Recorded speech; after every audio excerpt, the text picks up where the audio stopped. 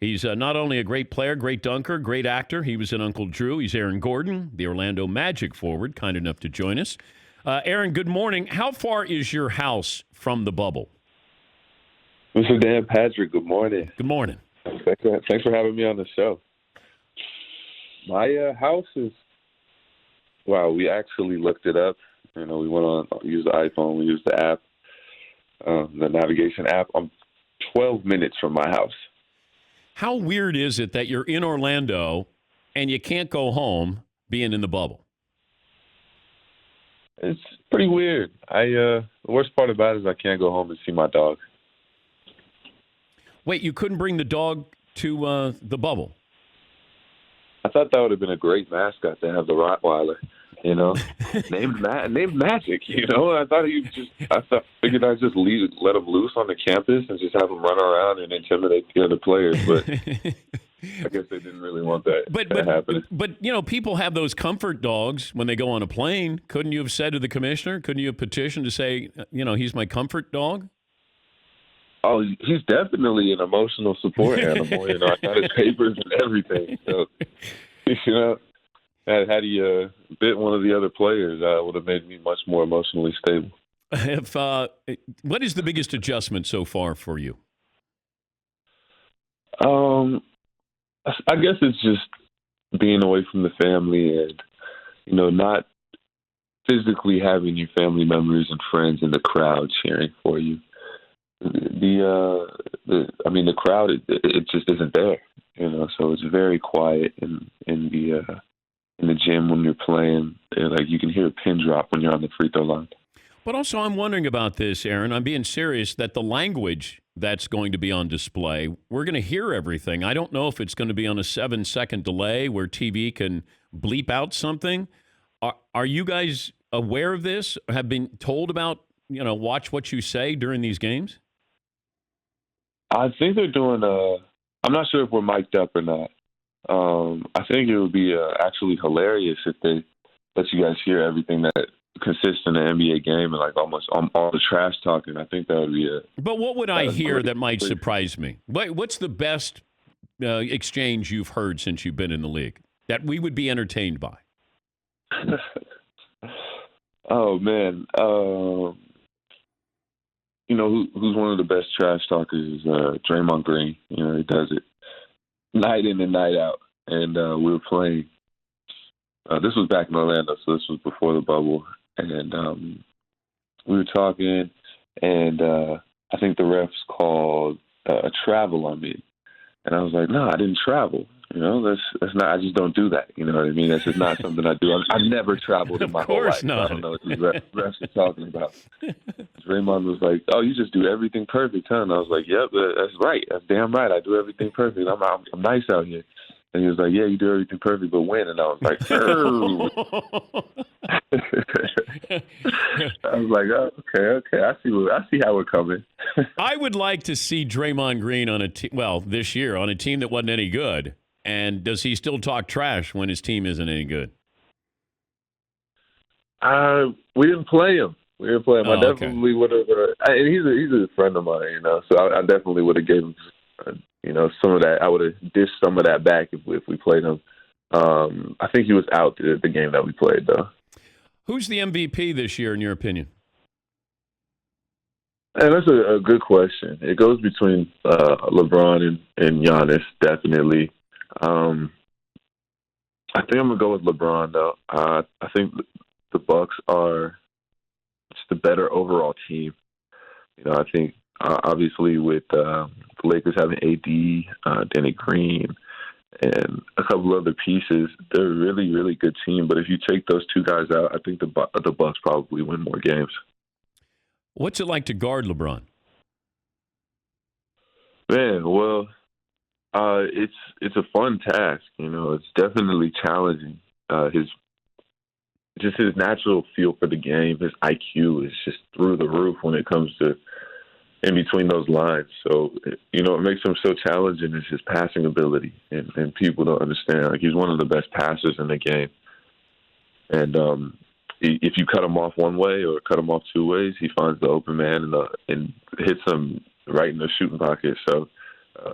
He didn't score a lot the last time we played against him, but he had like 17 assists or something like that. Is he a trash talker? A little bit. LeBron, he does chirp a little bit if you talk to him.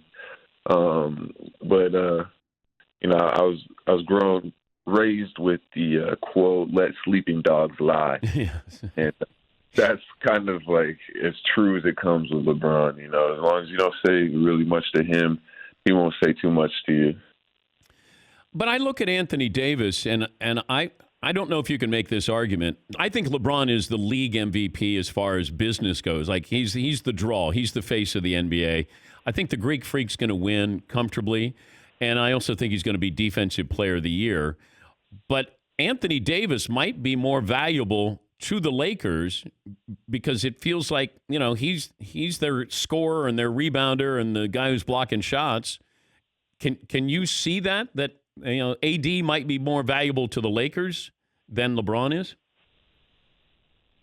I wouldn't say more valuable, just for, face value, like what you were talking about, and just as far as leadership goes. But AD is definitely is the spark of that team. Who's tougher to guard, AD or the Greek Freak?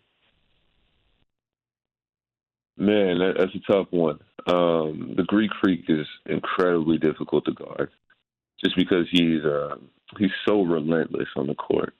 He's one of those guys that if he misses one shot or he misses two shots, misses three shots, he's shooting that fourth shot, and he's really always on attack mode. So the Greek Freak is Giannis is really hard to guard. But there's a lot of ball players. AD is tough to guard too, man. That's no knock on AD. I just haven't had the task of guarding him as much. How do you feel about your chances in the bubble? Your team? I feel really good. About it. We're a couple of guys down still, between Markelle Fultz and Jonathan Isaac and Al-Farouq Aminu. Hopefully we can get two of those three guys back, get Mwamba some more playing time and get him in a better rhythm. But, I feel like because everybody was off for so long, we're all starting from the same kind of, start point. So I feel really good about our chances. I think we can possibly get up to 7th seed and then get into the second round, and then who knows from there. Did you actually dress up as Aaron Judge for Halloween? Oh yeah, that was crucial, man. That was very crucial. I was getting Aaron Judge comparisons all the time. Even in New York, they would come up to me and be like, "Hey, I know you. You play for the Yankees, right?" And Aaron Judge. I was like, "No, that's a different Aaron." And they're like, "Oh," and they kind of step back for a second, and then they like come back in. They're like, "Oh, Aaron Gordon." It's like, yeah, okay, wrong, right, Aaron. Wrong last name. Well, you guys are both the same size, and you do look a lot alike. No, I agree with you. He's a Cali kid too, man. So, yeah, maybe one day we can do like a commercial or something together. Have you met him? No, not in person. We've just had brief exchanges over social media. Oh, yeah, you guys got to get together. He looks like he weighs more than you do. I'm not 100% sure. I think I might be a couple inches taller. He might be a couple pounds heavier. Well, wait, what are you, 6'8"? Yeah, about that. Well, Judge is what, 6'6", 6'7"? Something yeah, about 6'6", 6'7". He's a big boy to be playing baseball. I mean, he could play power forward in the NBA if he wanted to. I'm looking at the picture, and if I didn't know better, if that was the Yankee locker room, I would swear that that's Aaron Judge. Absolutely, absolutely. If that was really the Yankees locker room, and that was really Aaron Judge, the Yankees would be a far worse baseball team. Did you play baseball? No, I didn't. It was a little too slow for me. Yeah. Well, also, weren't you a great sprinter?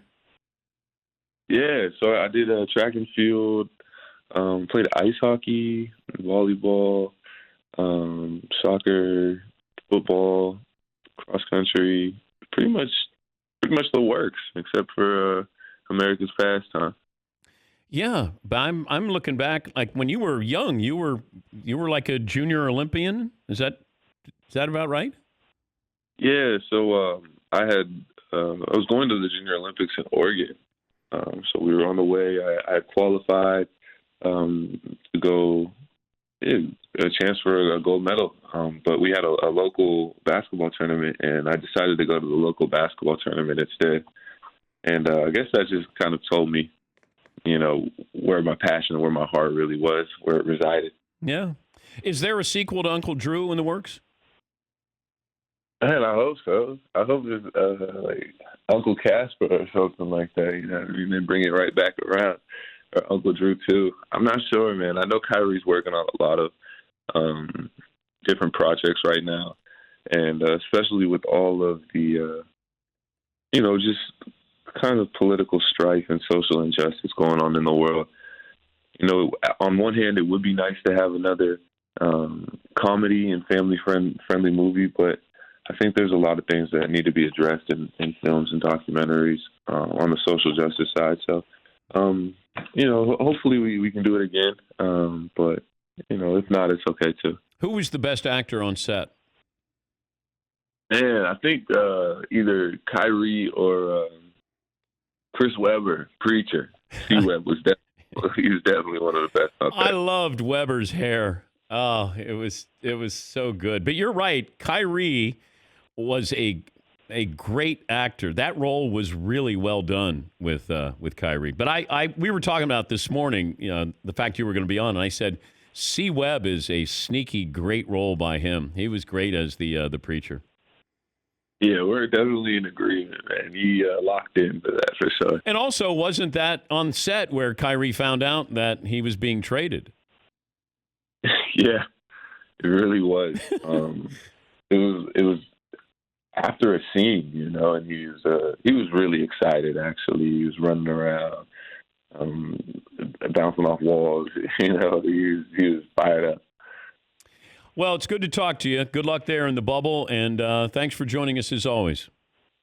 Hey, thanks, Dan. Appreciate it. All right, that's Aaron Gordon.